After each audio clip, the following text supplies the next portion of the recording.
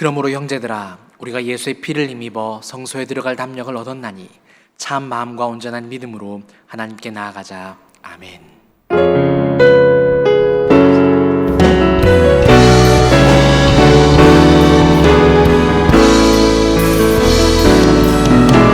주님 큰 영광 받으소서. 홀로 찬양 받으소서. 모든 이름 위에 뛰어난 그 이름, 온 땅과 하늘이 다 찬양해. 겸손하게 우리 무릎 꿇고 주 이름 앞에 영광 돌리세. 모두 절하세. 독생자 예수 주님께 찬양 드리니 모든 영광과 존귀와 능력 받으소서. 받으소서. 영광과 존귀와 능력 받으소서. 받으소서. 그리스도 살아계신 하나님.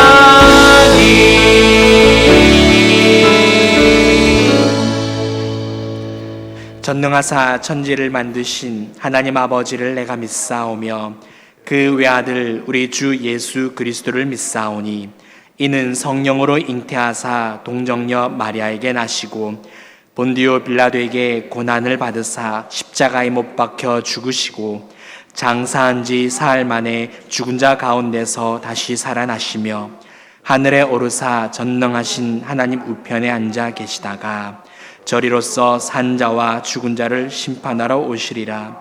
성령을 믿사오며 거룩한 공회와 성도가 서로 교통하는 것과 죄를 사하여 주시는 것과 몸이 다시 사는 것과 영원히 사는 것을 믿사옵나이다.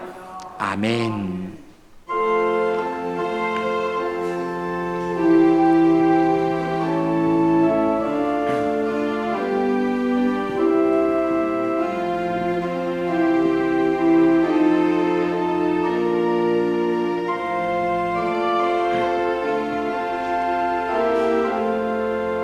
어려운 일 당할 때 나의 믿음 적으나 의지하는 내 주를 더욱 의지합니다.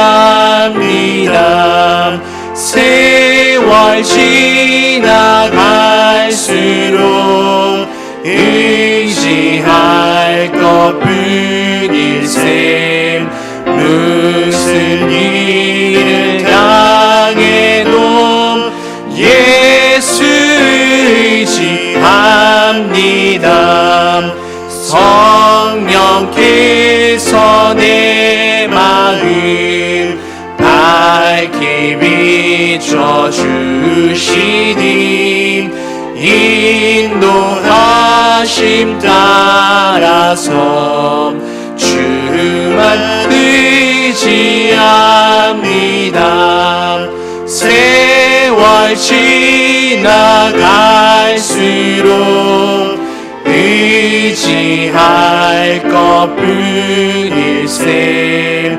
무슨 일을 당해도 예수 의지합니다.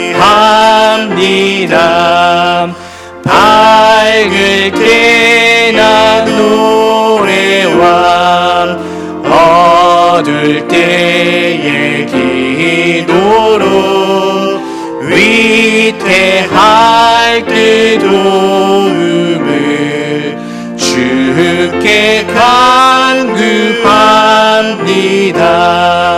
세월 지나갈 갈수록 의지할 것뿐일세.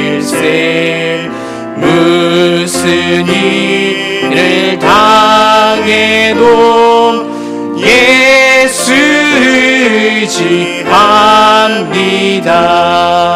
생명 있을 동안에 예수 의지합니다. 천국 올라가도록 예수 할 것뿐이세. 세월 지나갈수록 의지할 것뿐이세. 무슨 일을 당해도 예수 의지합니다.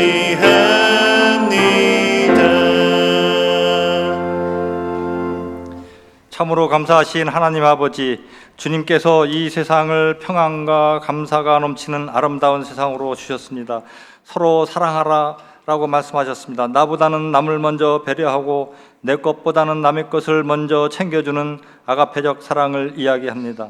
우리 또한 하나님의 선하심과 공의로우심과 거룩하심을 본받는 주님의 백성이 되기를 원하고 있습니다. 그러나 우리들은 세상 일에는 모든 역량을 다해서 적극적으로 자기의 일을 추진하려 하지만 진작 하나님의 일에는 소홀히 하고 등한시하면서 해도 그만 안 해도 그만인 것처럼 살아왔습니다. 하나님 일보다는 세상 일을 우선시하면서 살아왔음을 고백하오니 용서하여 주시옵소서.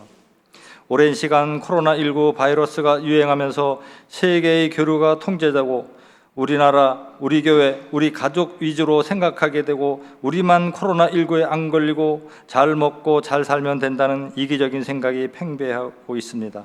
하지만 주변엔 이런저런 일들로 힘들어하는 사람들이 너무나 많이 있습니다. 자영업 하시는 분들과 일자리가 없어서 하루하루를 벌어먹고 사는 분들의 고충과 애안을 이미 우리들은 잘 알고 있습니다. 이럴 때일수록 이들의 아픔을 돌아보고 함께 기도하며 이겨낼 수 있도록 힘이 되어주는 아름다운 교회, 슬기로운 성도가 되시기를 기도합니다.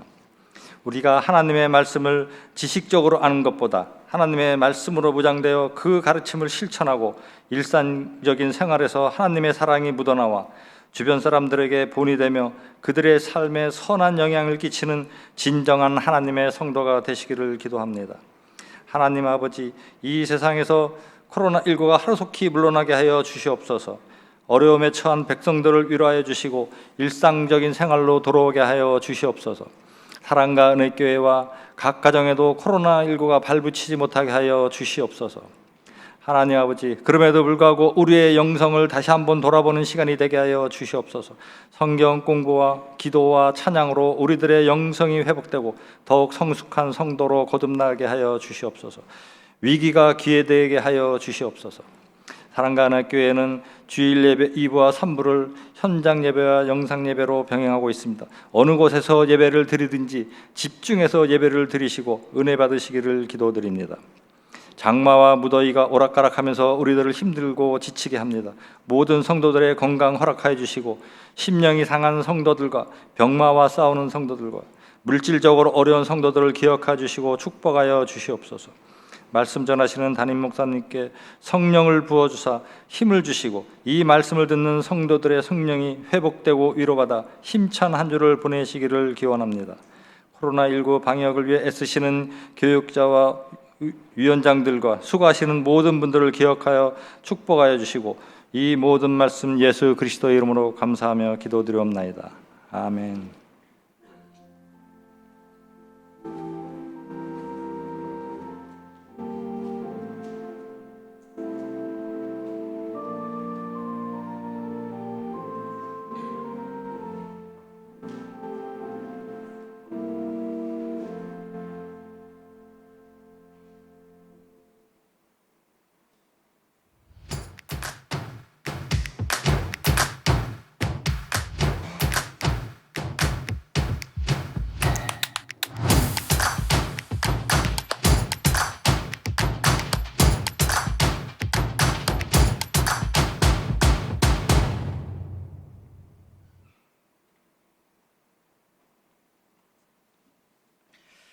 네, 영상을 보신 것처럼 7월 26일부터 8월 16일까지 3주간 동안 주일학교 여름 사역에 사역을 아래와 같이 진행을 합니다. 로마서 성경 필사를 하게 되는데요.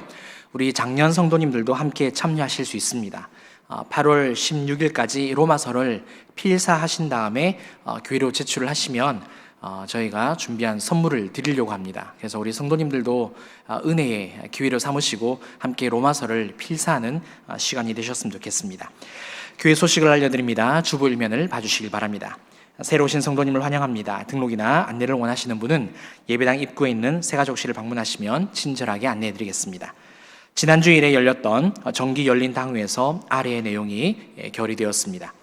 8월 2일 오후 3시에 재직회 및 공동의회가 아래의 안건으로 개최됩니다. 위에서 많은 기도 부탁드립니다. 7월 26일부터 8월 16일까지 3주간 동안 주일학교 여름사역을 아래와 같이 진행합니다. 자세한 내용은 각 부서의 안내를 참고해 주시기 바랍니다.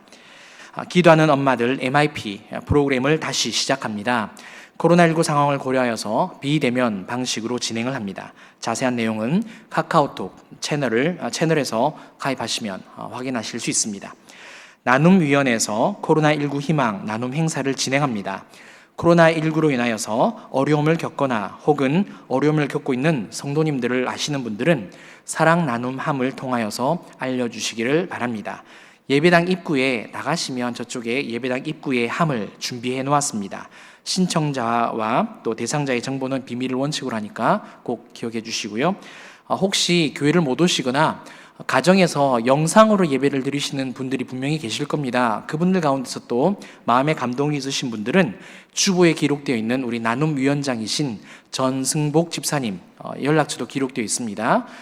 우리 위원장님에게 연락을 주시면 친절하게 안내해 드리겠습니다.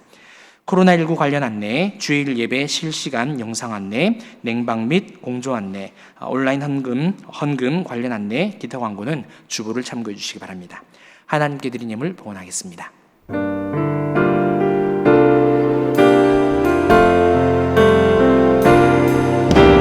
나의 생명을 드리니 주 영광 위하여 사용하옵소서. 내가 사는 날 동안에 주를 찬양하며 기쁨의 제물 되리. 나를 받아주소서.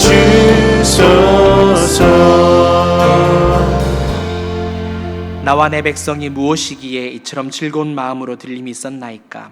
모든 것이 주께로 말미암아 싸우니 우리가 주의 손에서 받은 것으로 주께 드렸을 뿐이니이다. 아멘. 자비와 긍휼이 풍성하신 하나님 아버지, 거룩한 주일 하나님께 나아와 영과 진리로 예배하게 하시니 감사를 드립니다. 날마다 하나님과 동행하고 싶어하는 그 간절한 마음을 우리에게 허락하여 주시고 그 마음으로 주님과 항상 동행하도록 인도하여 주시옵소서. 예물을 드린 손길과 가정마다 수정같이 맑은 생수의 강이 흐르게 하여 주시옵소서. 감사드리며 예수님 이름으로 기도드리옵나이다. 아멘.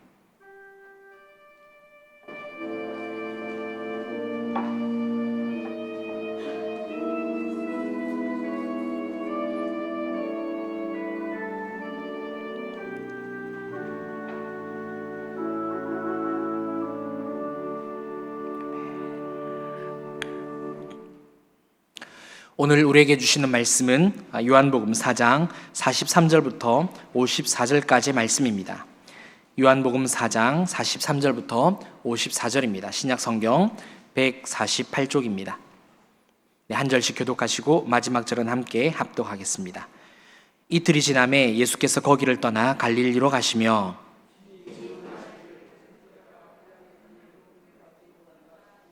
갈릴리에 이르심에 갈릴리인들이 그를 영접하니 이는 자기들도 명절에 갔다가 예수께서 명절 중 예루살렘에서 하신 모든 일을 보았음이더라.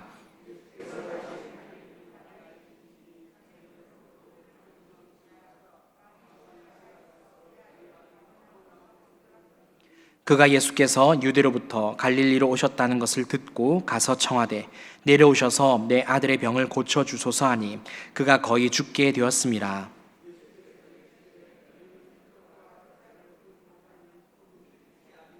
신하가 이르되 주여 내 아이가 죽기 전에 내려오소서.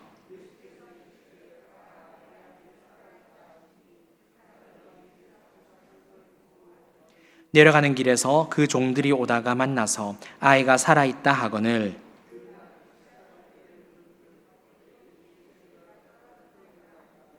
그의 아버지가 예수께서 내 아들이 살아있다 말씀하신 그때인 줄 알고 자기와 그 온 집안이 다 믿으니라. 이것은 예수께서 유대에서 갈릴리로 오신 후에 행하신 두 번째 표적이니라. 아멘. 오석규 집사님의 찬양 후에 담임 목사님께서 하나님을 기쁘시게 하는 믿음이라는 제목으로 말씀 증거하시겠습니다.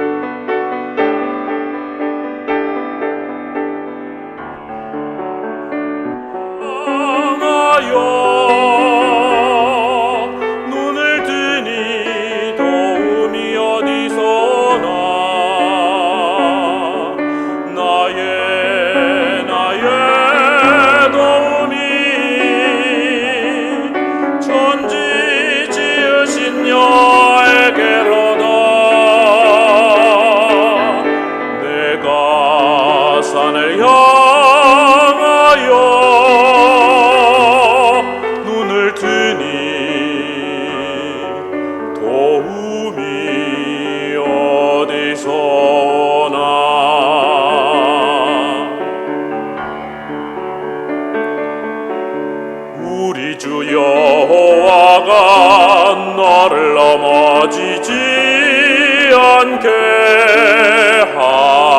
하시리라. 저 뜨거운 태양과 밤의 달이 너를 해치지 못하리. 내가 산을 향하여 눈을 드니 도움이 어디서 오나.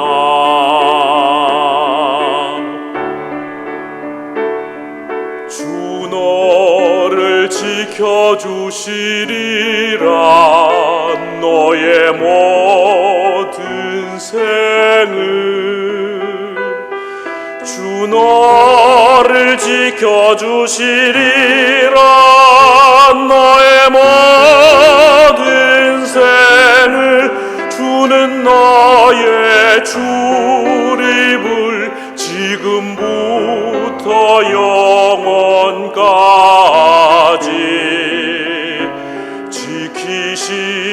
지키시리로다. 우리 주 여호와가 너를 넘어지지 않게 하시리라. 저 뜨거운 태양과 밤의 달이 너를 해치지 못하리.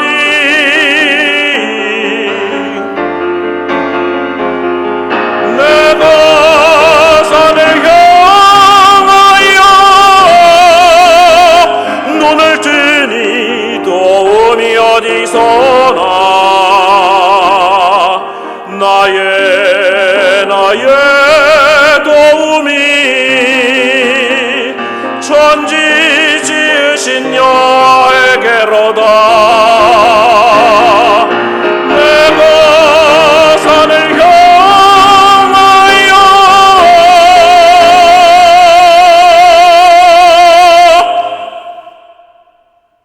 눈을 드니 도움이 여호와에게로다.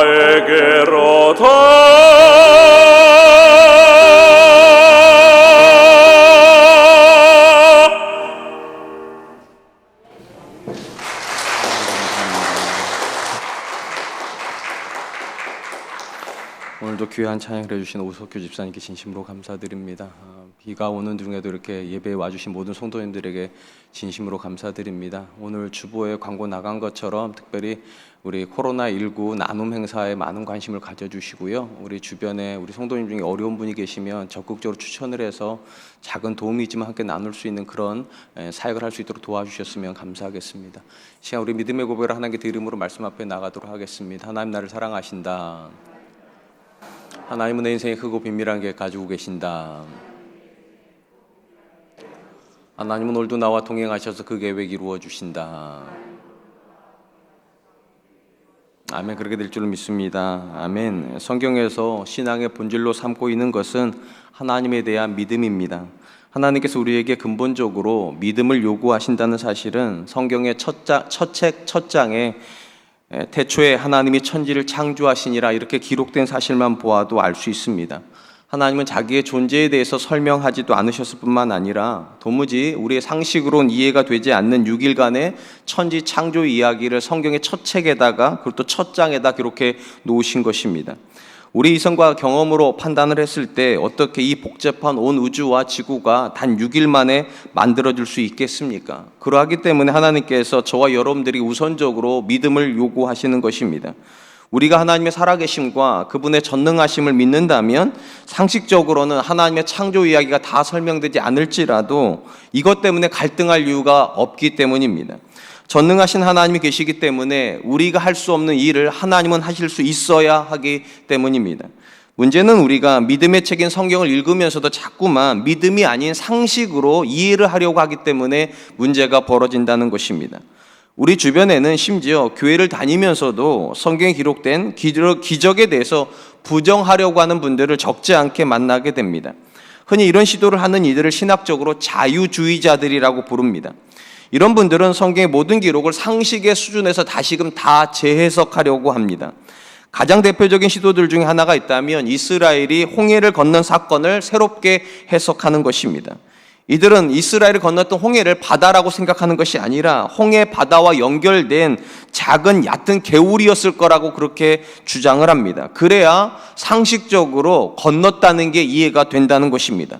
근데 이렇게 하면 홍해 바다를 발로 밟았다는 것을 설명할 수는 있겠지만 이어서 나오는 애굽의 대군이 그 바다에 몰살되었다는 걸 설명할 수는 없습니다. 인간의 이성과 경험을 중시하는 자유주의 신학자들이 간과하고 있는 가장 대표적인 부분이 있다면 성경의 모든 기록은 하나님의 살아계심과 그분의 전능하심에 대한 믿음을 기초로 기록이 되어 있다는 사실입니다. 당연히 성경의 말씀을 바르게 이해하려면 이성적인 논리가 필요한 것이 아니라 믿음의 눈이 필요합니다. 근데 우리는 자꾸만 하나님에 대한 믿음의 시선이 아니라 인간의 이성으로 성경을 이해하려고 하기 때문에 아무리 말씀을 읽고 들어도 그 말씀을 믿을 수 없게 되는 것입니다. 그런 점에서 성경은 결코 이성적으로 납득이 되기 때문에 믿어지는 책이 아니라 믿기 때문에 이해가 되는 책이라고 정의해야 할 것입니다. 분명한 것은 이성과 상식을 중시하는 사람들에게 믿음은 굉장히 어려운 숙제와 같다는 것입니다. 바로 이런 이유 때문에 믿으려고 노력은 하지만 믿어지지 않는다라고 하는 분들이 교회 안에 적지 않게 존재하는 것입니다. 그런데 누군가가 이렇게 어려운 믿음을 고백했다고 해도 여전히 문제는 남아 있습니다. 그가 고백하고 있는 믿음의 고백이 과연 성경이 우리에게 요구하는 믿음과 일치하는가의 문제입니다. 성경은 우리가 고백하는 모든 믿음을 인정하는 것이 아니라 오직 하나님의 기준에 합한 믿음을 바른 믿음이라 그렇게 말씀하고 있기 때문입니다. 오늘 우리가 살펴보게 될 본문의 말씀은 성경이 말하는 하나님의 기준에 부합한 믿음은 어떤 모습을 하고 있어야 되는가를 우리에게 소개하는 말씀이라고 이해하면 좋을 것 같습니다. 오늘 본문의 말씀은 예수님께서 이틀간 사마리아에서 머무시다가 이제 목적하신 대로 갈릴리로 향하여서 길을 떠나시면서 시작되는 말씀입니다. 여기서 우리의 눈길을 끄는 것은 예수님께서 갈릴리 지역으로 향하시면서 이렇게 선언을 하셨다는 것입니다. 요한복음 4장 44절입니다. 친히 증언하시기를 선지자가 고향에서는 높임을 받지 못한다 하시고, 예수님 당시 이스라엘 사람들이 익숙하게 알고 있었던 격언 중에 하나인 선지자가 고향에서 높임을 받지 못한다라고 하는 이 말씀을 인용하심으로 그분의 갈릴리 사역이 성공적이지 않을 것이라는 걸 이미 예견해 놓으셨습니다. 그렇다면 왜 예수님은 굳이 성공적이지도 않을 갈릴리 사역을 위해서 올라가셔야만 했겠습니까? 엄밀한 의미에서 우리가 생각해 볼 때 요한복음 초반에 있었던 예루살렘 사역도 그랬고, 우리가 이전 2주간 살펴보았던 사마리아 지역에서도 보았던 사역에서도 공통적으로 예수님의 사역은 굉장히 성공적이었습니다. 상황이 이쯤 되면 상식적으로 자신을 거부하게 될 갈릴리 지역에 가서 사역을 할 것이 아니라 이미 사역적으로 성공을 거두고 있었던 예루살렘이나 아니면 사마리아 지역에 더 집중하거나, 아니면 사역적 성공이 보장되는 새로운 장소로 예수님이 가시는 것이 옳아 보이는데도 왜 예수님은 자신을 거절할 것이 뻔한 갈릴리 사역을 향하여 나아가셔야만 했겠습니까? 예수님께서 그분을 반대하는 갈릴리 사역을 하실 수밖에 없었던 근거가 되는 말씀이 성경에 이렇게 기록이 되어 있습니다. 이사야서 9장 1절 말씀입니다. 전에 고통받던 자들에게는 흑암이 없으리로다. 옛적에는 여호와께서 수블론 땅과 납달리 땅에 멸시를 당하게 하셨더니 후에는 해변길과 요단 저쪽 이방의 갈릴리를 영화롭게 하셨느니라. 하나님은 이사야를 통하여서 예루살렘 성전으로부터 가장 멀리 떨어져 있었기에 이방인의 땅으로 취급받았던 갈릴리가 메시아의 임재로 인하여서 영화롭게 될 것이라고 예견하여 놓으셨습니다. 예수님은 바로 이 말씀 때문에 자신을 향해서 거절할 것이 뻔하지만 하나님께서 이사야를 통하여서 예언하신 그 갈릴리 땅에 복음이 선포되어져야 된다는 거룩한 부담으로 그 땅을 향하여 가실 수밖에 없었다는 것입니다. 우리가 본문의 말씀을 통하여서 확인할 수 있는 것이 있다면 성경의 믿음은 결코 계산적이지 않다는 사실입니다. 만약에 예수님께서 하나님을 향한 믿음을 계산적으로 생각하셨다면 예수님은 열매가 맺어질 가능성이 없는 갈릴리 사역이 아니라 이미 많은 열매를 맺고 있고 앞으로도 열매가 기대가 되는 예루살렘이나 사마리아 사역에 더 집중하셨어야만 옳습니다. 그럼에도 불구하고 예수님께서 열매가 별로 없는 갈릴리 땅으로 굳이 가셔야 하셨던 이유는 무엇인가? 예수님께서 생각하셨던 믿음의 본질은 효율적이냐 또는 효과적이냐의 문제가 아니라 그것이 하나님이 원하시는가의 문제이기 때문입니다. 하나님께서 비록 갈릴리 지역에서 예수님이 환영받지 못할지라도 그 땅에서 하나님의 말씀이 선포되어지기를 원하신다면 예수님은 가셔야 된다, 그렇게 선언하고 계시는 것입니다. 우리가 믿음에 실패하는 가장 주된 원인 중에 하나가 이 효율성과 효과성의 문제 때문일 거라 생각을 합니다. 우리는 대부분의 상황을 파악할 때 효율성을 근거로 하여서 파악하는 경향이 있습니다. 그래서 투자 대비 효율성이 없으면 아무리 좋은 일도 좋다고 생각하지 않고, 투자 대비 효율성이 있으면 그것이 비록 틀린 일일지라도 옳은 일처럼 우리는 간주하려고 하는 경향을 보여줍니다. 그리고 이런 효율성을 그대로 믿음에다도 적용하려고 하는 경향을 보여줍니다. 내가 믿음을 통하여서 가시적인 결과를 얻을 수 있다면 그것은 옳은 것입니다. 그런데 내가 믿음을 아무리 고백을 해도 내가 생각하기에 내가 원하는 것을 얻기에 그것이 효과적이지 않다 생각하면 옳다고 생각하지 않는 경향을 보이게 된다는 것입니다. 교회를 다니는 부모님들이 자녀들의 대학 문제를 생각할 때에 가장 고민이 되는 문제가 무엇일까요? 신앙생활이 자녀의 대학 합격에 효율적인가에 대한 문제일 것입니다. 이 자녀를 주일학교에서 키웠을 때 중등부를 보내고 고등부를 보내고 그리고 주일학교 과정을 다 밟았을 때 과연 이것이 우리 자녀들이 좋은 대학교 가는 데 도움이 되겠는가, 이렇게 판단을 한다는 것입니다. 그도 그럴 것이 교회를 다니지 않는 대부분의 자녀들이 쉬는 시간에 우리 자녀들은 교회에 와서 예배 드려야 되고, 심지어 방학 특강을 다니는 그 시간에도 우리 자녀들은 방학 때라고 수련회까지 가야 하니까 아무리 생각을 해봐도 이런 시도들은 자녀들을 좋은 대학교 보내는데 효율적이거나 효과적이라고 생각되지는 않는 것입니다. 당연히 효율과 효과를 중시하는 사람들 입장에서는 효율적이지 못한 고등부에서 계속 자녀를 두고 있는 것이 아니라 효율적으로 공부를 시켜서 이 자녀를 대학교를 보낸 다음에 청년부에 보내는 것이 훨씬 더 이득이 된다, 그렇게 판단을 합니다. 그래서 많은 부모님들이 중학교 때까지는 교회에서 출석을 시키지만 자녀가 고등학교 들어가거나 또는 자녀가 고등학교 상위 학년이 되면 자연스럽게 교회가 아니라 학원을 중심으로 자녀의 모든 계획을 짜는 모습을 보여주는 것입니다. 그런데 문제는 효율이 좋아서 자녀의 인생에 신앙을 잠시 양보를 시키면서 부모들이 전혀 의도하지 않은 일들이 자녀의 인생에 일어난다는 사실입니다. 우리 자녀들이 부모의 이런 선택을 지켜보면서 어떤 생각을 할까요? 아, 신앙생활은 필요하면 잠시 양보해도 되는 것이구나. 어려우면 잠시 뒤로 미루어도 되는 것이구나. 쉽게 말씀드리면 신앙이 절대 조건이 아니구나. 상대 조건이구나. 필요할 때 집어넣고 필요 없으면 빼도 되는 그런 가치관을 자녀들에게 의도하지 않았지만 집어넣을 수밖에 없습니다. 그러나 성경이 말하는 신앙과 믿음은 별대적으로 상대적 가치가 아니라는 겁니다. 성경이 말하는 믿음은 절대 가치입니다. 심지어 목숨을 걸고도 타협할 수 없는 가치가 믿음이고 신앙이어야만 합니다. 그러하였기 때문에 예수님은 효과적일 것으로 전혀 여겨지지 않은, 그래서 엄밀히 말하면 안 가는 것이 훨씬 좋아 보이는 갈릴리 사역을 굳이 가셔야만 했던 겁니다. 왜냐? 하나님의 뜻이 거기 있으면 그건 타협의 여지가 없다는 거예요. 갈릴리에 하나님께서 복음 전하기를 원하신다면 그것이 효율적이냐 효과적이냐는 문제되지 않고 반드시 가야만 한다. 이것이 예수님이 보여주시는 믿음의 본질입니다.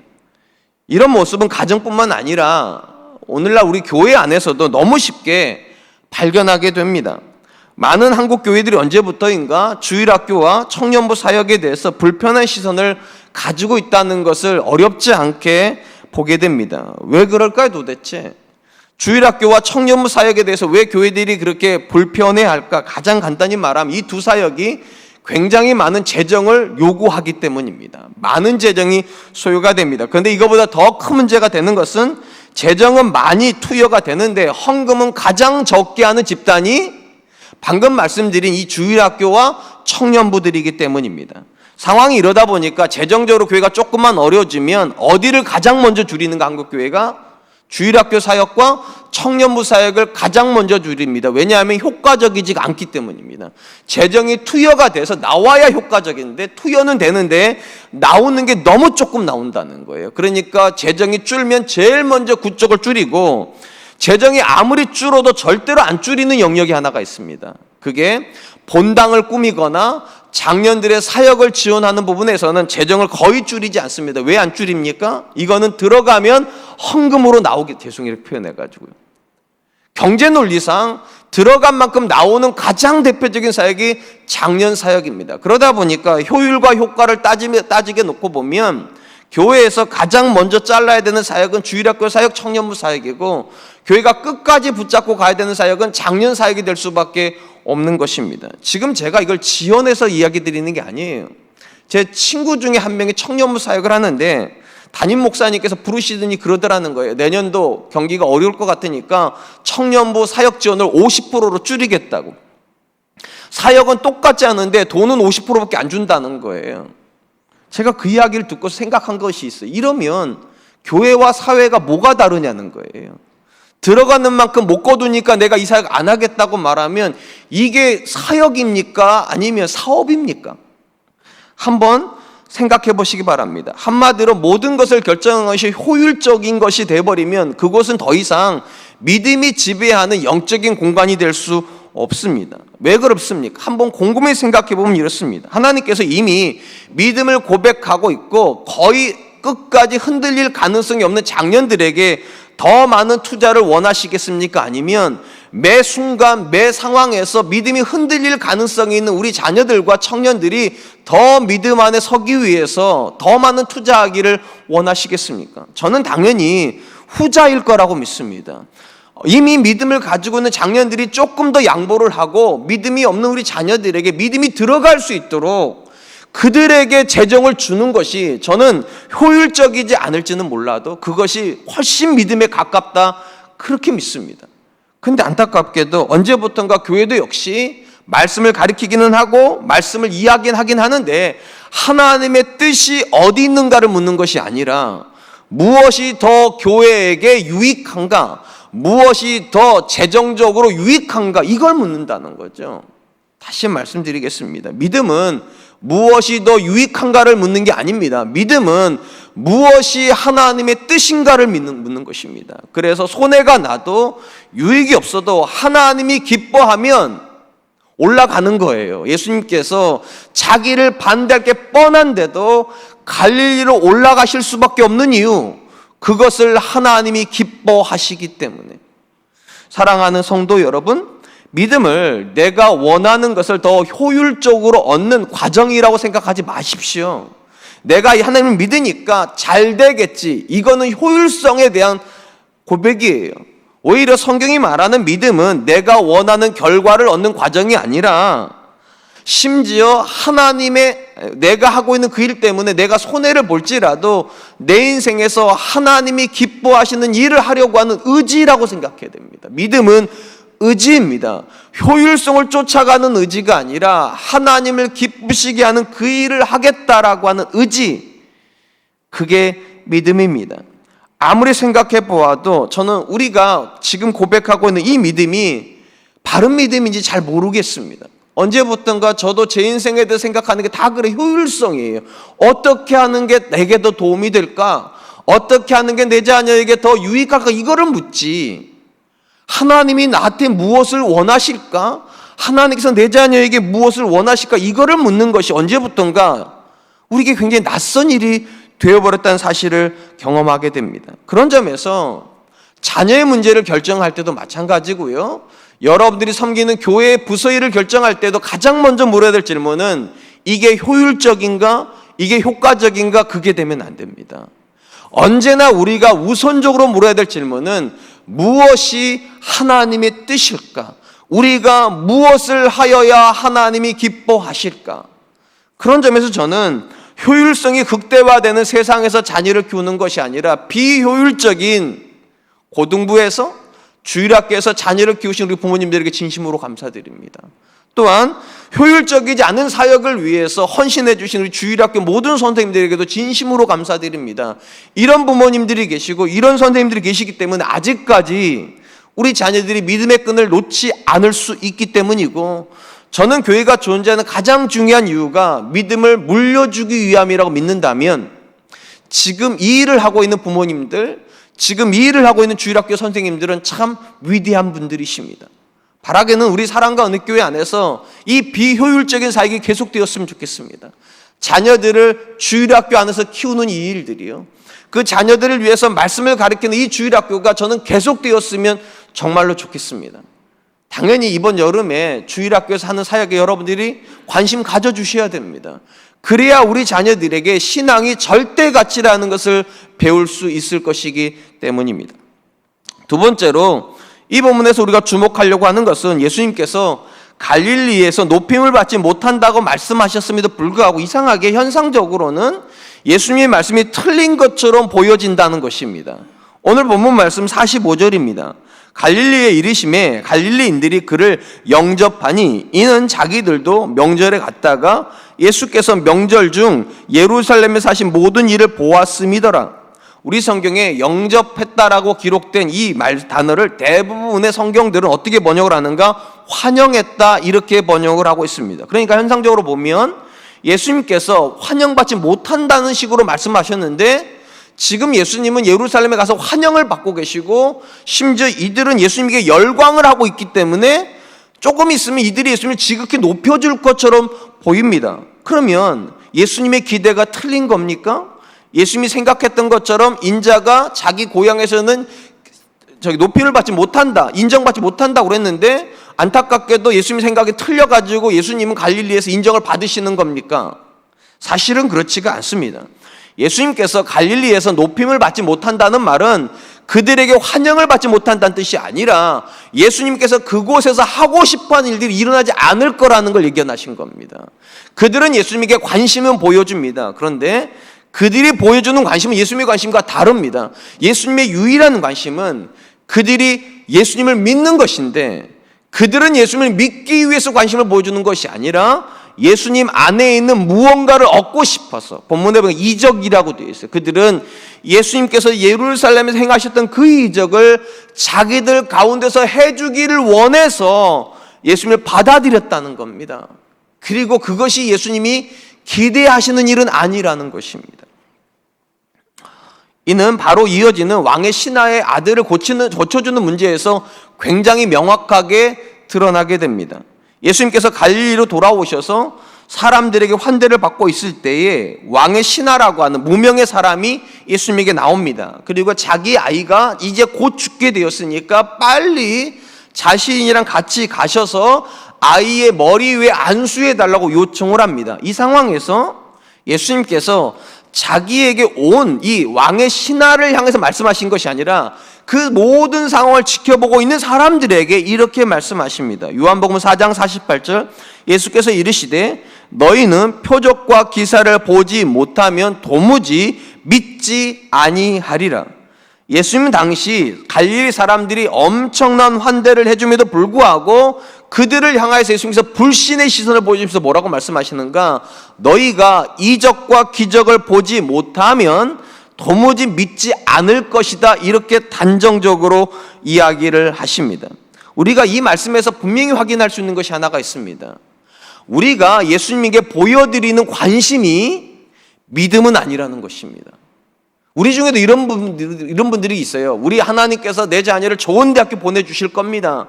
하나님이 우리 사업을 잘 되게 하실 겁니다. 하나님이 내 병을 치료해 주실 것입니다. 이거를 믿음이라고 생각하는 분들이 있어요.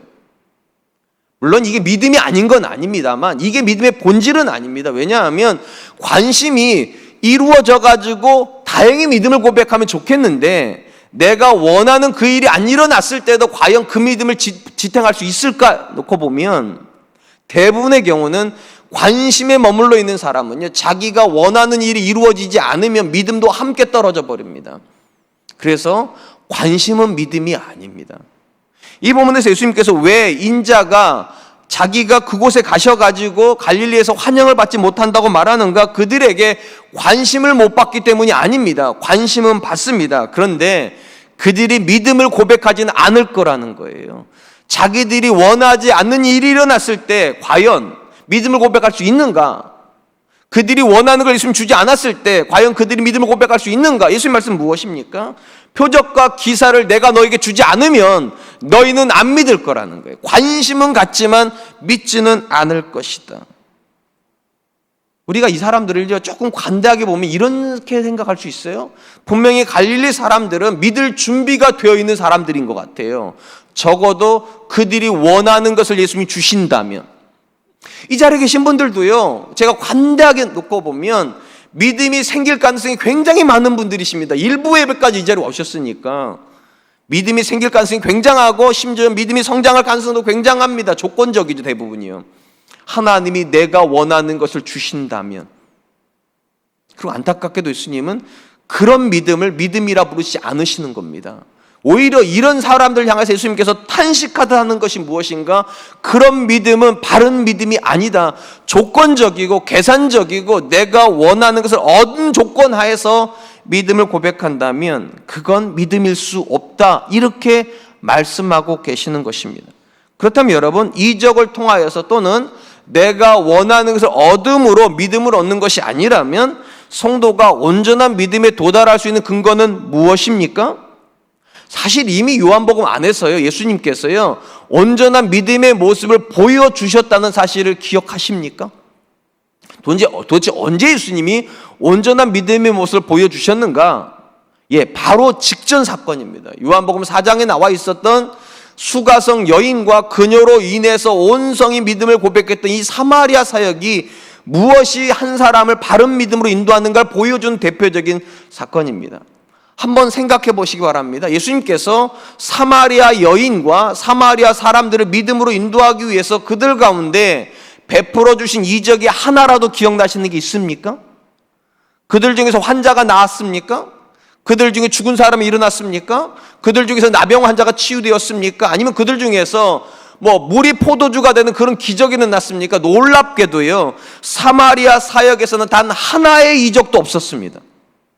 그런데도 그곳에 있었던 이 이방의 여자처럼 과거에 엄청난 부정적인 삶을 살았던 이 여인이 예수님을 그리스도라고 고백을 했고요, 심지어 그 사마리아에 있는 사람들은 예수님에게 나와서 뭐라고 말했습니까? 예수님이 세상의 구주라고까지 얘기를 했습니다. 도대체 어떻게 이 믿음으로 그들이 들어간 것입니까? 그들은 이적을 보지 않았는데 자기들이 원하는 거 얻지도 못했는데, 기억하시잖아요. 이 여인이 예수님에게 뭐를 달라고 했습니까? 생수를 주어서 나로 하여금 다시는 이 우물에 물을 들어오지 않게 해달라고 했는데 그녀가 원하는 생수를 얻었습니까?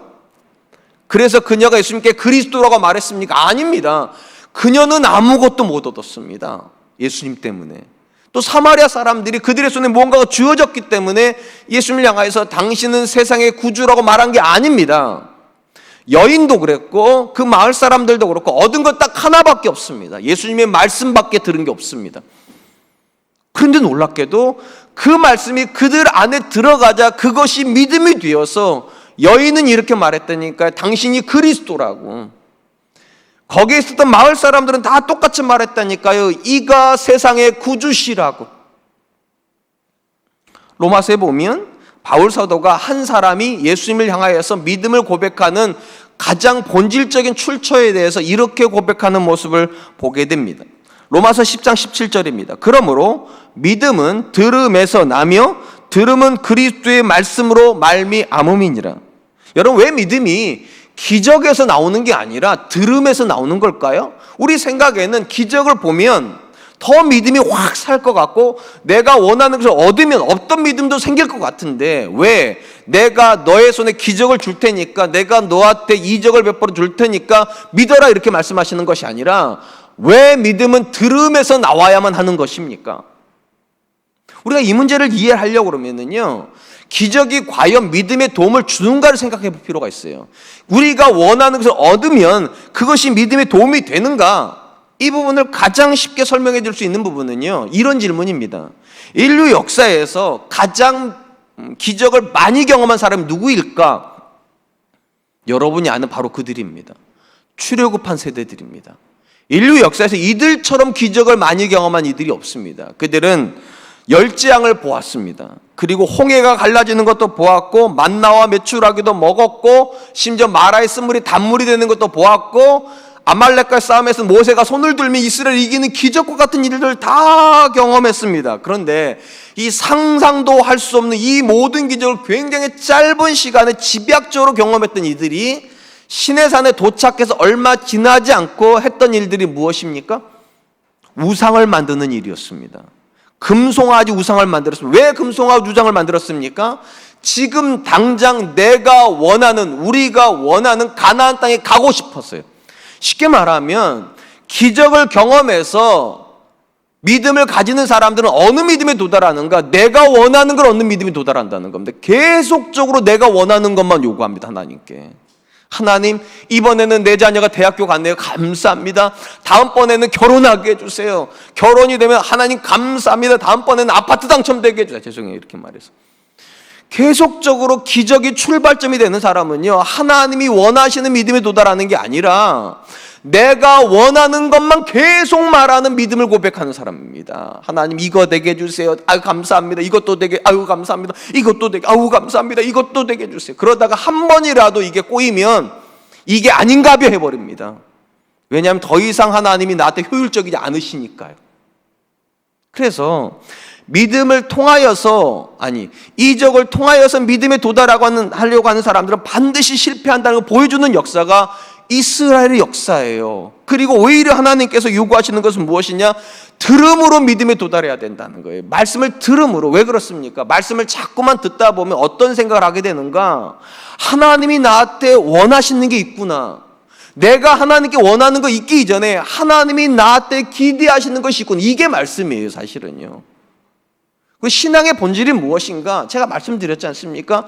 효율적으로 내가 원하는 걸 얻어내는 게 신앙의 본질이 아니라 무엇을 하여야 하나님을 기쁘시게 할 수, 이게 신앙의 본질이라면 당연히 이적은 내가 원하는 걸 강화시켜 주는 것이고 말씀은 하나님이 내게 원하시는 걸 강화시켜 주는 겁니다. 어느 쪽이 믿음이겠습니까? 들음에서 오는 믿음이 진짜 믿음일 수밖에 없습니다. 바라기는 저는 우리 사랑과 은혜 성도님들 안에 개념이 바뀌었으면 좋겠습니다. 우리는 절대로 나를 위해서 하나님 믿는 거 아닙니다. 그건 종교 생활인 거고요. 믿음 생활은 나를 통하여서 하나님이 일하시는 걸 믿는 거예요. 하나님이 나를 통하여서 하고 싶어 하신 일이 있다. 그분의 영광이 있다. 당연히 내가 원하는 것을 얻으려면 이적으로 가야 되겠지만 하나님의 뜻을 이루려면 우리는 말씀으로 가는 겁니다. 그래서 모든 믿음은 이적에서 오는 것이 아니라 들음에서 오는 겁니다.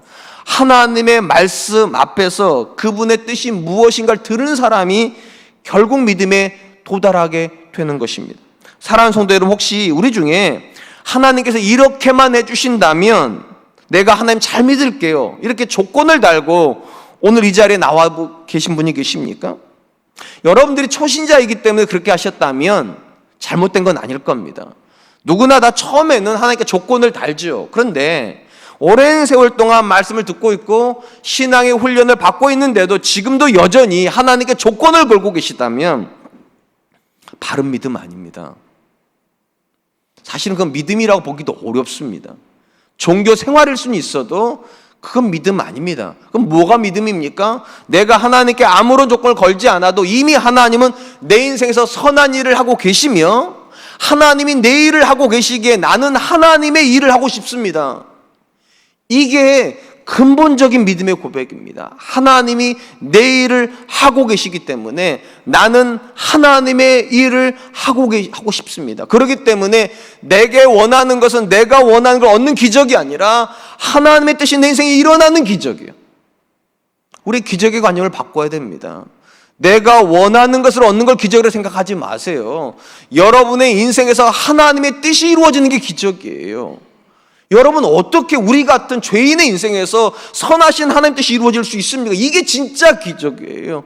여러분 같은 사람이 낳은 자녀가 하나님 앞에서 거룩한 믿음을 고백할 때 그게 기적이죠. 여러분이 낳은 자녀가 좋은 대학교 가는 건 그럴 수 있어요. 여러분 정도 머리 있으면 여러분의 자녀가 좋은 대학교 왜 못 가요? 근데 그건 기적 아니에요. 진짜 기적은요, 나 같은 사람에게서 그렇게 믿음의 자녀가 나오는 게 그게 기적이에요. 나 같은 사람에게 내 배우자가 믿음의 사람이 된다는 게 그게 기적이고, 나 같은 사람의 교회에서 하나님의 교회를 섬길 수 있다는 게 이게 기적이에요. 이게 기적이라고 믿으신다면 그다음부터는 우리 귀가 열리기 시작합니다. 말씀이 들려지기 시작할 거예요. 그리고 그 말씀이 우리 안에서 살아 숨쉴 때 하나님께서 그 말씀을 통해서 일하심으로 우리가 생각하는 기적이 아닌 하나님이 이루시는 기적을 반드시 이루어 주실 것입니다. 그 은혜가 저와 여러분들에게 있었으면 좋겠습니다. 마지막으로 본문에서 우리가 만나는 바른 믿음은 순종하는 믿음이라는 사실입니다.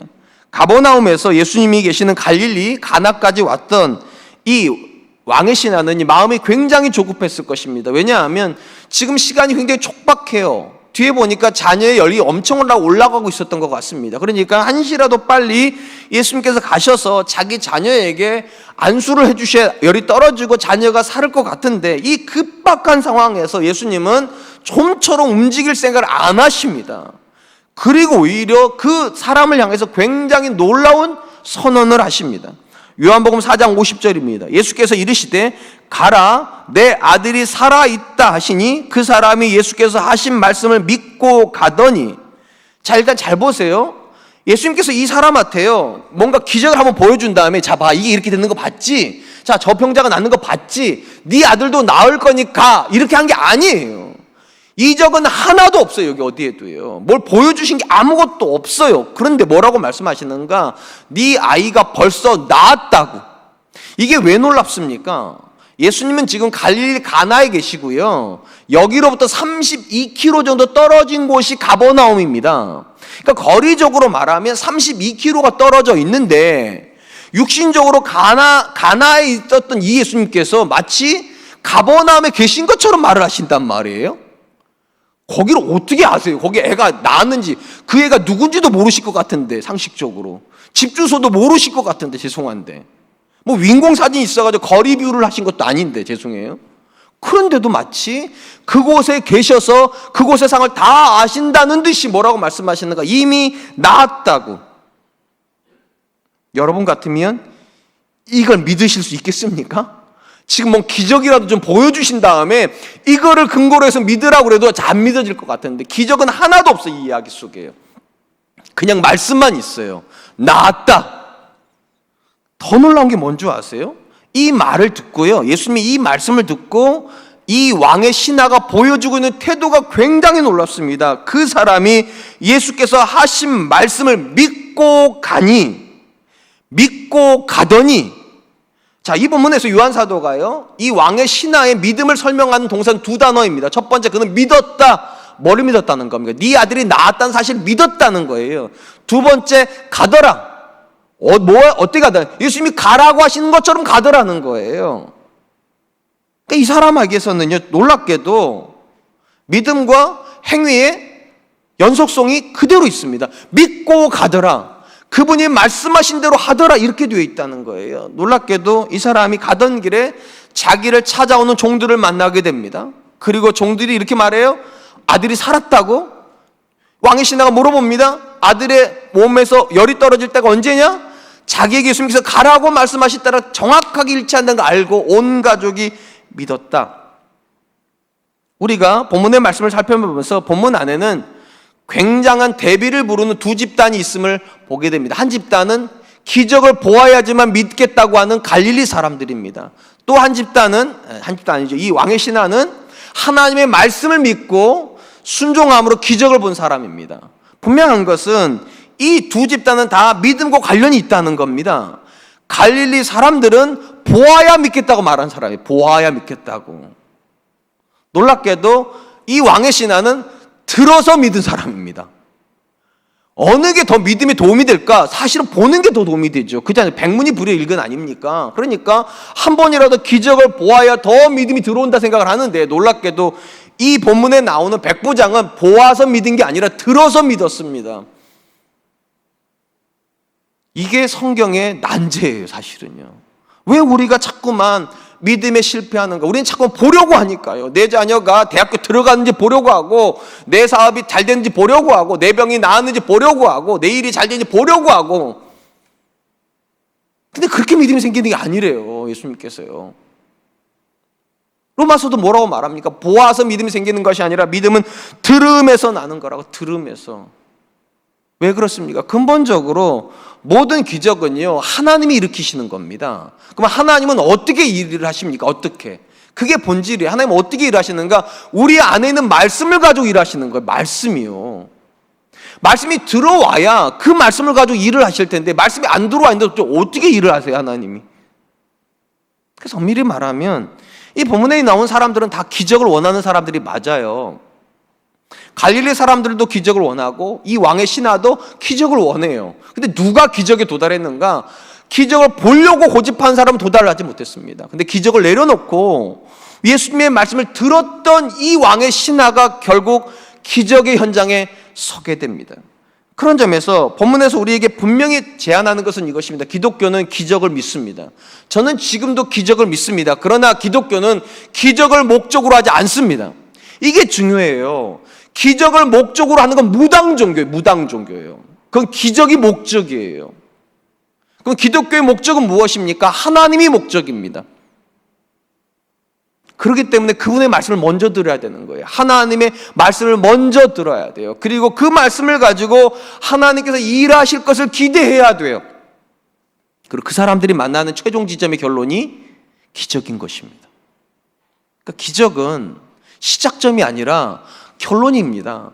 내가 하나님을 믿고 내가 그분의 말씀을 붙잡고 내가 그분의 말씀을 순종했더니 하나님이 이렇게 일하시더라. 이렇게 가야죠. 제발 하나님한테 하나님 이렇게 해주시면 내가 순종할게. 그게 아니죠. 무엇보다도 본문에서 우리가 주목해야 될 것은 왕의 신하가 보여주는 모습이 믿음과 순종의 괴리가 전혀 없었다는 것입니다. 그는 예수님의 말씀을 믿고 즉시로 그 말씀에 순종했습니다. 이 말은 근본적으로 성경 안에서 믿음은 기적이랑 연결되는 것이 아니라 믿음은 순종이랑 연결되는 걸 보여주는 겁니다. 누가 믿는 사람인가? 기적을 본 사람이 아닙니다. 누가 믿는 사람인가? 순종하는 사람이 믿는 사람이라는 거예요. 성경의 전체적인 논리가 똑같습니다. 히브리서에 보면 출애굽했던 세대, 모든 이적을 다 보았던 이 세대가 왜 하나님의 안식에 못 들어갔는가? 이렇게 평가를 합니다. 히브리서 3장 18절 19절 또 하나님이 누구에게 맹세하사 그의 안식에 들어오지 못하리라 하셨느냐? 곧 순종하지 아니하던 자들에게가 아니냐? 이로 보건대 그들이 믿지 아니함으로 능히 들어가지 못한 것이니라. 잘 들어보세요. 뭐라고 말씀하시는가? 왜 이스라엘이 그 많은 이적을 보고 출애굽을 했는데 그들이 가나안의 안식에 들어가지 못했는가? 그들이 순종하지 않았기 때문이다. 그런데 그러면 그들은 왜 순종하지 않았는가? 간단하다는 거예요. 그들은 믿지 않았기 때문이라고. 믿지 않아서 순종하지 않았고, 순종하지 않았기 때문에 그들에게는 기적처럼 여겨지는 가나안 땅 점령이 일어나지 않았다는 거예요. 그러면 여러분, 정말로 우리가 하나님이 주시는 기적을 기대한다면 우리가 지금 해야 될 일은 무엇입니까? 기적을 보여달라고 말하시면 안 돼요. 내게 말씀해 주시기를 원해야 돼요. 하나님, 지금 이 상황에서 내가 하기를 원하시는 일이 있다면 말씀해 주십시오. 하나님, 지금 이 상황에서 내가 바꿔야 될 생각이 있다면 말씀해 주십시오. 내가 하나님께 순종하기를 원하나이다. 내가 하나님이 기뻐하시는 그 일을 하기를 원하나, 이렇게 말씀하셔야 돼요. 그러면 기적은 일어납니다. 반드시요. 왜냐하면 하나님이 일하신 분이시니까요. 사랑하는 성도 여러분, 우리가 고백하는 믿음이 모두 다 하나님을 기쁘시게 하는, 또 하나님께서 기뻐하시는 그런 믿음은 아니라는 사실을 기억하시기 바랍니다. 성경적 관점에서 하나님께서 귀하게 여기시고 또 하나님 기뻐하시는 믿음은 딱 하나입니다. 하나님께 집중하고 있는 믿음이요. 하나님께 무언가를 원하는 믿음이 아니라 하나님께 집중하고 있는 믿음이 결국 하나님이 원하시는 믿음이에요. 그리고 이 하나님께 집중하는 사람들이 나타나는 모든 본질적인 특징은 뭔가? 그들은 다 하나님께 순종하는 사람들입니다. 상상도 할 수 없는 상황에서 그들은 하나님께 순종합니다. 다니엘이 바벨론의 포로로 끌려갑니다. 그의 눈에 느부갓네살 왕이 보였다면 그는 왕의 음식을 먹어야만 합니다. 그런데 그의 눈에 누가 보였는가? 하나님이 보였습니다. 하나님께 집중하고 있어요. 그랬더니 왕의 음식으로 자기를 더럽히지 않겠다고 선언합니다. 다니엘의 세 친구가 느부갓네살이 만든 금신상 앞에서 절을 해야 되는 문제 앞에 놓여야 됩니다. 만약에 느부갓네살을 보고 있었다면 그들은 절해야만 합니다. 근데 그들은 그 상황에서도 느부갓네살을 보고 있는 것이 아니라 하나님 보고 있습니다. 그렇기 때문에 그들은 왕의 명령에 순종하는 것이 아니라 하나님의 명령에 순종합니다. 하나님의 말씀이 그들 안에 들어갔다는 거예요. 그리고 놀랍게도 하나님은 다니엘 안에 있었던 그 말씀을 가지고 다니엘 높여주신 일을 하십니다. 다니엘의 세 친구 안에 있는 그 말씀을 가지고 다니엘의 세 친구를 풀물불에서 건져내시는 기적과 같은 일을 행하십니다. 기적은 하나님이 행하시는 겁니다. 하나님이 행하시는 모든 근거는 딱 하나입니다. 그 말씀을 믿어 순종하는, 순종된 그 말씀을 가지고 하나님은 일하시는 거예요. 그래서 하나님께서 우리한테 말씀하신다니까 믿음은 기적에서 나오는 게 아니라고. 믿음은 들음에서 나오고 들음이 결국 기적을 만드는 원동력이 되는 것입니다. 이제 말씀을 맺으려고 합니다. 하나님이 그분의 백성들에게 믿음을 요구하신다고 하여서 모든 믿음이 다 성경적인 믿음은 아닙니다. 우리 중에 다 믿음이 있다고 말씀하시지만 어떤 자는 예수님이 이렇게 말씀하실 거예요. 내가 도무지 너를 알지 못한다고. 나는 믿음을 고백했는데 왜 예수님께서 모른다고 말씀하실까요? 바른 믿음이 있기 때문입니다. 오늘 본문에 보면 바른 믿음은 세 가지 특징을 가져야만 합니다. 첫 번째, 바른 믿음은 효율성에 기반을 두고 있는 것이 아니라 의지에 기반을 두고 있어야 됩니다. 하나님이 무엇을 기뻐하시는가? 그것이 효율적이지 않아도 하나님이 기뻐하시면 내가 한다. 이게 믿음입니다. 두 번째, 믿음은 내가 원하는 그 얻음으로 도달하는 것이 아니라 그분의 말씀을 들음으로 도달하게 됩니다. 내 손에 뭔가를 주어지면 하나님, 내가 하나님 말씀대로 할게요. 이런 믿음은 없다는 겁니다. 하나님의 말씀을 들음으로 하나님께서 나한테 원하시는 것이 있구나, 이게 믿어지는 순간부터 믿음이 시작이 된다는 겁니다. 마지막 세 번째, 믿음은 들음에서 끝나지 않습니다. 듣고 가더라, 순종까지입니다. 그러니까 하나님께서 쓰시는 모든 말씀은 들음으로 끝나는 말씀이 아니라 듣고 행해진 말씀을 가지고 하나님은 결국 기적을 만들어 내시는 것입니다. 다시 묻고 싶습니다. 기적을 원하십니까? 저도 원합니다. 그러나 하나님 앞에 기적을 달라고 기도하는 건 의미가 없습니다. 기적을 만들어내는 것이 있어요. 들음이요. 하나님의 말씀을 듣고 그 말씀대로 순종할 때 이렇게 말씀하세요. 하나님께서 이 말씀, 내가 살고 있는 이 말씀을 가지고 내 자녀를 키워주실 줄 믿습니다. 내가 붙잡고 있는 이 말씀을 가지고 내 사업을 살려내 주실 줄 믿습니다. 그렇게 하는 것이죠. 우리 사랑과 은혜교 성도님들에게 믿음이 형식적인 믿음이 아니라 듣고 그 말씀대로 살아 하나님께서 쓰시는 믿음을 고백하는 저와 여러분 되실 수 있기를 주님의 이름으로 축원드리겠습니다.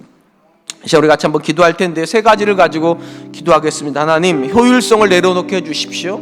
무엇이 내게 더 유익한가, 무엇이 더 효율적인가를 묻는 것이 아니라 무엇이 하나님의 뜻인가를 묻는 사람 될 수 있도록 도와주시고, 두 번째, 하나님께 원하는 것을 가지고 믿음을 고백하려고 하는 것이 아니라 하나님의 말씀을 들음으로 믿음에 도달하는 사람 될 수 있도록 도와주시고, 세 번째, 듣고 지식으로 가지는 믿음이 아니라 그 말씀을 살아내는 믿음을 가질 수 있도록 주님 도와주시옵소서. 내게도 행함이 있는 믿음을 고백할 수 있도록 주님 도와주시옵소서. 우리 같이 한번 기도하겠습니다. 기도합니다.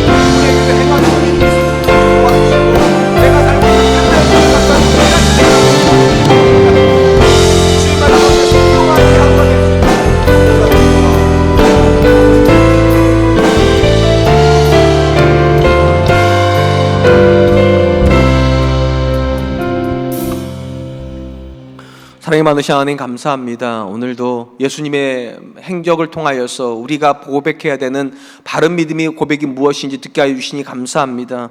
하나님, 예수님께서 전혀 효율적이지 않은 가나안 땅을, 갈릴리 땅을 향해서 나아가시면서 그 마음속에 가지고 계셨던 말씀은 딱 하나, 갈릴리 땅에도 복음은 전해져야 된다는 하나님의 의지가 그 마음에 들어가 있었던 것처럼 하나님 바라고 합니다. 우리도 무엇을 하여 내게 유익한가를 묻는 사람이 아니라 이 상황에서 무엇이 하나님 뜻인가를 먼저 묻는 사람들 될 수 있도록 주님 도와주시옵소서. 또한 바라고 합니다. 하나님께서 내가 원하는 것을 내 손에 쥐어주셔야지만 내가 믿음을 고백할 사람인 것처럼 그렇게 하나님께 나아가는 것이 아니라 하나님의 음성에 귀를 먼저 기울이는 사람 되게 하여 주시옵소서. 주여 말씀하옵소서. 주의 종이 듣겠나이다. 이 고백으로 주님 앞에 나아가 마음을, 믿음을 향해서 열 수 있도록 주님 도와주시옵소서. 또한 바라고 합니다. 우리가 듣고 있는 말씀은 듣는 것으로 멈추는 말씀이 아니라 듣고 행하는 믿음이 될 수 있도록 주님 도와주시옵소서. 왕의 신하가 그 말씀대로 갔을 때 그 자녀가 치유되는 기적을 경험했던 것처럼 하나님, 오늘도 우리 삶에서 기적을 만들어내는 모든 말씀은 우리가 살고 있는 말씀인 줄로 믿습니다. 가정의 현장에서도 말씀으로 살게 하여 주시고, 사업의 현장에서도 말씀으로 살게 하여 주시고, 자녀를 키우는 영역에서도 말씀이 개입이 될 수 있도록 우리 하나님 도와주시옵소서. 그렇게 우리의 삶을 인도해 주실 줄 믿고 감사드리오며, 지금은 우리 주 예수 그리스도의 은혜와 하나님의 사랑하심과 성령님의 함께 하심이 오늘도 하나님께서 기뻐하시는 그 믿음의 고백을 가지고 하나님께서 기뻐하시는 그 일에 헌신하며 말씀을 향하여 귀를 열고 그 말씀대로 순종하며 살기로 작정하고 돌아가는 우리 사랑과 은혜께 귀한 성도님들과 저들의 가정과 사랑하는 자녀들과 경영하는 모든 일들 위해, 그리고 사랑과 은혜교회와 이 나라 이 민족 위해 지금으로부터 영원토록 함께 하시기를 축원하옵나이다. 아멘.